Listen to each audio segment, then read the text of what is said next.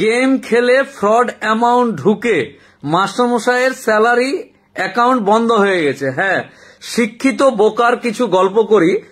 মানে সাইবার ক্রাইমের মামলা যে না বোঝে, অসচেতন বা অশিক্ষিত বা কম বোঝে এরকম মানুষের নয়, শিক্ষিত মানুষেরাও এই সাইবার ক্রাইমের মামলাতে জড়িয়ে পড়ছে।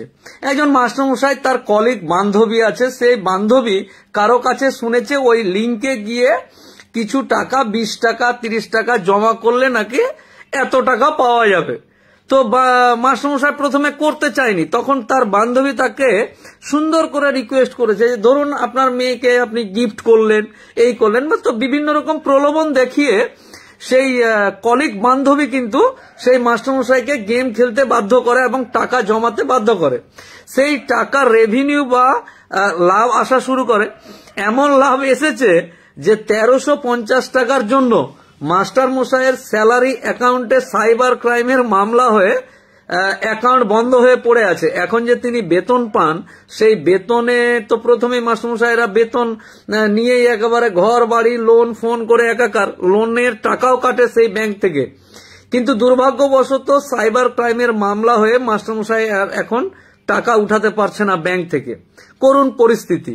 1350 টাকার মামলা মুম্বাই, মহারাষ্ট্রের মুম্বাইয়ে, এটা আমাদের উত্তর 24 পরগনার বনগাঁ লাইনের গল্প বলছি, যে ওই মাস্টারমশাইয়ের মামলা হয়েছে মুম্বাইয়ে। মাস্টারমশাই এখন বেতন টেতন পাচ্ছে না। মুম্বাইয়ের ব্রাহ্মণ কি বলে ওটাকে, ব্রাহ্মণ মুম্বাই না কি আছে, যাই হোক MIDC, তো ওই থানাতে মামলা হয়েছে 1350 টাকা। বান্ধবী কলিকের গল্প শুনে মাস্টারমশাই যে গেম খেলেছে বুড়ো বয়সে, ওই গেম থেকে উপার্জিত টাকা, যে টাকাটা ঢুকেছে সেটা ফ্রড অ্যামাউন্ট বা মুম্বাইয়ের কোনো এক মানুষের এক টাকা 1350 টাকা ঢুকে গেছে 2000 টাকার মধ্যে।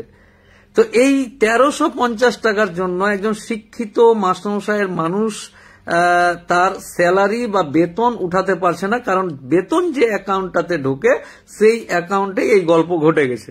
তো সাইবার ক্রাইমের মামলা বা ব্যাংক জনিত মামলাগুলো যে শুধুমাত্র কম বোঝে, কম শিক্ষিত বা অশিক্ষিত, কিছু বুঝি না জানি না এমনি হয়ে গেছে, এরকম কোনো ব্যাপার নয়।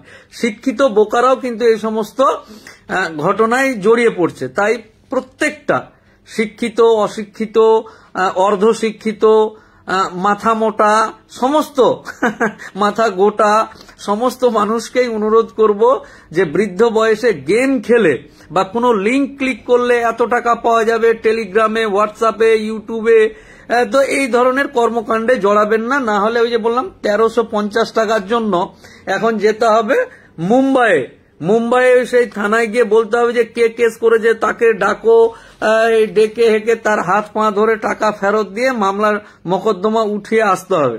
তো মুম্বাইয়ে যদি যায় তাহলে যে তার মানে কি বলে খাজনার থেকে বাজনা বেশি। 1350 টাকার থেকে মামলার যে খরচ এবং এই মুম্বাই যাওয়া আসা 2-3 বার এই ওই দিস দ্যাট, হয়রানি, স্কুল থেকে ছুটি নাও, এই করো সেই করো, বিভিন্ন রকম বিষয়গুলো আছে।